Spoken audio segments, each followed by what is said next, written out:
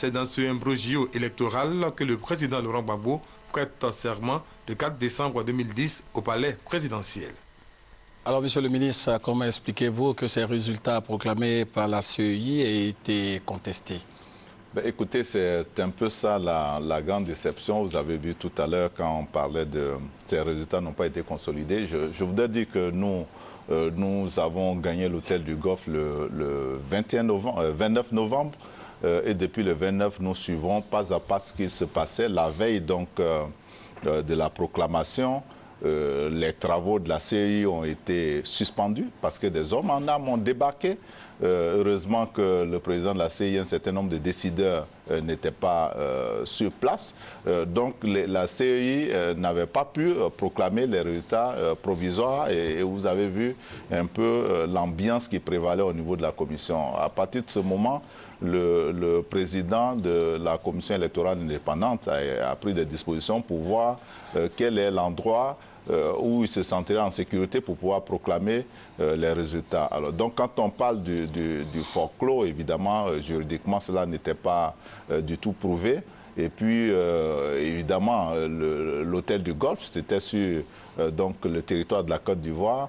Et à partir du moment où il y avait ces conditions et qu'il y avait des contraintes sur la proclamation, les résultats ont été proclamés. Alors, ce que nous n'avons pas compris, c'est donc cette déclaration. Ce que je voudrais vous dire, c'est qu'entre les résultats proclamés par Youssouf Bakayoko et les résultats proclamés par Yaoundé, les chiffres sont les mêmes.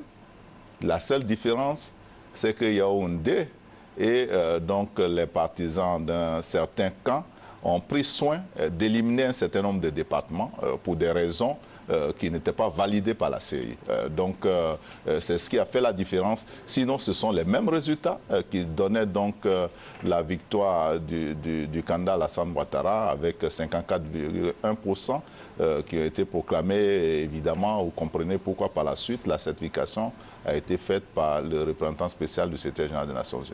Alors, monsieur le ministre, pour mieux comprendre les choses aujourd'hui, il faut clarifier les choses. Je veux dire, quels étaient les rôles de chacune des institutions, la CEI et l'ONUCI, pour la compréhension de tous? Alors, la CEI a la charge donc de l'organisation des élections chez nous, et dans ce cas-là, de l'organisation de l'élection présidentielle. Ensuite, la CEI donc, essaie de rassembler tous les résultats venant de ces structures de base, donc annonce les résultats provisoires, ensuite envoie ces résultats provisoires au Conseil constitutionnel qui proclame, qui autorise après examen, donc la CEI a proclamé les résultats définitifs, et ensuite les Nations Unies rentrent en ligne de compte avec le rôle de certification accepté par les Ivoiriens, signé par le président Laurent Gbagbo au nom de la Côte d'Ivoire. Les Nations Unies nous accompagnaient et les résolutions et tout ce qui a été pris, nous en avons pris acte. C'est des questions en ce moment, je participe au gouvernement, que le gouvernement a donc pris en compte, qui rentrait donc dans notre arsenal juridique par rapport aux élections de sortie de crise. Donc c'est ce rôle que les Nations Unies ont joué, et c'est ce qui s'est passé d'ailleurs récemment avec les élections législatives.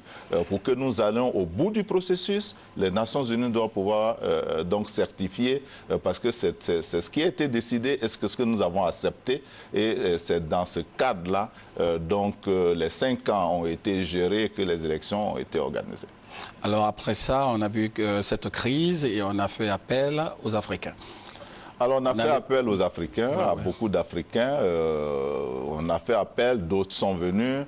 Il y a eu même la proposition donc, de mettre en place une équipe pour revoir toutes ces questions. C'était une proposition du président Laurent Gbagbo. Tout ça a été pris en compte avec à terme la mise en place du panel de l'Union africaine. Donc toutes ces organisations, l'UEMOA, la CEDEAO, l'Union africaine, les Nations Unies même, mais d'autres pays frères se sont donc tous impliqués et à tour de rôle sont venus donc constater que les résultats tels que proclamés par Youssouf Bakayoko étaient les résultats crédibles sur lesquels nous devons nous baser donc pour savoir la suite à donner à l'élection présidentielle. Mais malgré tout cela, les choses n'ont pas bougé. Alors, et évidemment, un pouvoir s'est mis en place de manière illégitime. Alors, qu'est-ce qui explique l'échec au niveau des médiations au niveau de l'Afrique? Ben évidemment, je ne pourrais peut-être pas dire les raisons, mais je pourrais peut-être faire une analyse et surtout exprimer des regrets de voir donc que quelqu'un qui s'est battu pour la démocratie, et nous le reconnaissons tous, qui est donc arrivé au pouvoir, qui y est resté 10 ans, même si ce n'était pas toujours dans des conditions idéales, n'ait pu donc accepter les résultats démocratiques de l'élection présidentielle. Mais je voudrais dire que nous avons vu après toute l'ambiance autour. Je vous avoue que ayant participé donc au gouvernement mis en place par l'ancien chef d'État, c'est quelqu'un qui séduit, qui comprend rapidement quand vous êtes en contact avec lui. Et puis quelquefois, vous voyez que juste après, tout change. Donc c'était un clan qui s'était organisé certainement et qui tenait donc à poursuivre donc la gestion de l'État, même si c'était contre le gré des Ivoiriens. C'est comme ça que nous pouvons expliquer et cela, il faut le regretter. Alors, nous allons suivre maintenant l'implication de la communauté internationale dans la résolution de cette crise avec Alexis Ouedraogo. Commençons par cette annonce faite le jeudi 7 avril 2011 par le ministre français de la Défense devant une commission sénatoriale, à savoir que la France était à mesure de transmettre à la Cour pénale internationale des informations liées à des crimes. Le même jour, le procureur de la CPI, Luis Moreno Ocampo, sera encore plus précis quand il dira qu'il n'y aurait aucune amnistie en ce qui concerne les crimes relevant de sa juridiction. Le secrétaire général de l'ONU, Ban Ki-moon, pour sa part, presse Laurent Gbagbo de quitter le pouvoir avant qu'il ne soit trop tard. C'est sa dernière chance de sortir avec élégance de cette situation, ajoutera le patron de l'ONU. Pendant ce temps à New York, le représentant de la Côte d'Ivoire à l'ONU tient ses propos prémonitoires. Trop de sang a été versé. Nous n'offrirons pas le luxe à M. Laurent Gbagbo d'être un martyr. Il sera arrêté vivant et répondra devant la justice des crimes qu'il a commis. Dans la soirée, le président Alassane Ouattara s'adresse à la nation. Dans son discours, le chef de l'État annonce la création d'une commission d'enquête à l'effet de déterminer les crimes, identifier leurs auteurs et les punir. Dans ce même discours, Alassane Ouattara décrète un blocus autour de la résidence présidentielle de Cocody, où sont retranchés l'ancien président et ses proches. Le lendemain 8 avril, l'Union européenne lève le blocus sur les ports d'Abidjan et de San Pedro suite à une requête des autorités ivoiriennes. Nous sommes le samedi 9 avril, il est 16h30. L'hôtel du Golfe où se trouvent les présidents Alassane Ouattara, Henri Konan Bédié et les membres du gouvernement et militants RHDP est attaqué par les forces pro-Gbagbo. C'est la première attaque contre les quartiers généraux de M. Ouattara. Au moment où les casques bleus ripostent, les forces pro-Gbagbo sont à quelques centaines de mètres de l'hôtel du Golfe. Dans la soirée, le camp de M. Gbagbo, par la voix de son porte-parole, Awadon Melo, dément avoir attaqué le QG du président Ouattara. Alors, monsieur le ministre, pourquoi les différentes mises en garde de la communauté internationale n'ont pas abouti? Est-ce que ça veut dire que l'ex-président avait aussi des appuis au niveau international, certainement? Non, c'est possible. Vous avez vu un certain nombre de déclarations. Je ne voulais pas citer des noms ici de chefs d'État africains, notamment au niveau de la sous-région. Vous avez vu également l'attitude de certains pays africains. Donc c'était ces appuis-là certainement qui justifiaient, parce que quand au-delà donc des mises en garde, on va jusqu'à suspendre la Côte d'Ivoire, donc de l'UEMOA, de la CEDEAO, des Nations Unies, de l'Union africaine. Et puis nous pensons que nous devons continuer comme ça, à vase clos, à diriger le pays et à faire le bonheur des Ivoiriens. C'était difficile à comprendre. Évidemment, il n'y avait certainement pas suffisamment de recul pour comprendre que ceux qui donnaient ces conseils-là n'avaient pas les moyens de soutenir donc une telle position jusqu'au bout. Alors, si au plan international, la pression s'accentuait, et bien à l'intérieur du pays également, il y avait tout un mouvement de contestation et des femmes étaient en première ligne, nous dit notre reporter Juliette Ouya.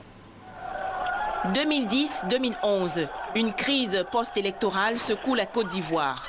La rue s'implique et se mobilise pour réclamer le départ du président Laurent Gbagbo. Plusieurs villes, dont Abidjan, Gagnoa, Toulepleu et Bloléquin, engendrent des manifestations anti-Gbagbo. Des affrontements opposent très souvent les forces de l'ordre aux manifestants. On dénombre plusieurs arrestations, des blessés graves et des morts. À l'exemple des 6 femmes tuées par balle le 3 mars 2011 dans la commune d'Abobo. L'objectif est toujours le même, faire partir du pouvoir Laurent Gbagbo. Des forces de défense et de sécurité, les FDS, loyales à l'ancien pouvoir, arrivent à bord d'un blindé et ouvrent le feu sur les manifestantes. La crise post-électorale ivoirienne est marquée par des manifestations de l'opposition, parfois émaillées de violences sanglantes. Plus de 3000 personnes tuées. Aujourd'hui, l'heure est à la réconciliation nationale et à la reconstruction du pays. Il n'y a pas de pardon qui soit acceptable, qui ne s'exprime avec sincérité et avec humilité. Avec humilité. Pour ma part, je me mettrai à genoux. À genoux. Challenge pour la commission Dialogue, Vérité et Réconciliation. Alors ces femmes tuées, Monsieur le ministre, est-ce que vous êtes imaginé un instant l'engagement de ces femmes? Est-ce que c'est des femmes qui sont engagées politiquement d'abord? Je ne crois pas que ce soit des femmes engagées politiquement parce que nous les avons tous vues ici. C'est vrai que les leaders des femmes, notamment au niveau du RHDP, quelquefois sont engagés. Mais ce que vous avez vu, c'est la mobilisation des Ivoiriens, des femmes en particulier. Vous avez vu les opérations casseroles pour se protéger dans toutes les communes. Vous avez vu la marche des femmes à Bobo, à Bassam. Nous, sur TCI, nous voyons un certain nombre d'images et nous avons compris à quel degré les femmes s'étaient mobilisées. Ce sont des mères. Ce sont des personnes qui, depuis une décennie, souffraient, qui voyaient là que nous partions vers donc, la compromission définitive de l'avenir de leurs enfants, qui ont décidé d'aller dans la rue, de prendre des risques, de donner leur poitrine, qui sont morts pour la Côte d'Ivoire, pour la démocratie. Je ne sais ce que nous pourrons faire, en tout cas, pour reconnaître ce sacrifice, mais... Certaines personnes seront immortalisées? Ah oui, il y a eu déjà beaucoup de dates. Vous savez que le président de la République s'est rendu donc à Bobo. Des dispositions seront prises chaque fois pour nous souvenir de toutes ces personnes, de nos mamans en particulier. Et je crois qu'ici, il faut saluer le courage du peuple ivoirien, le courage des femmes en particulier.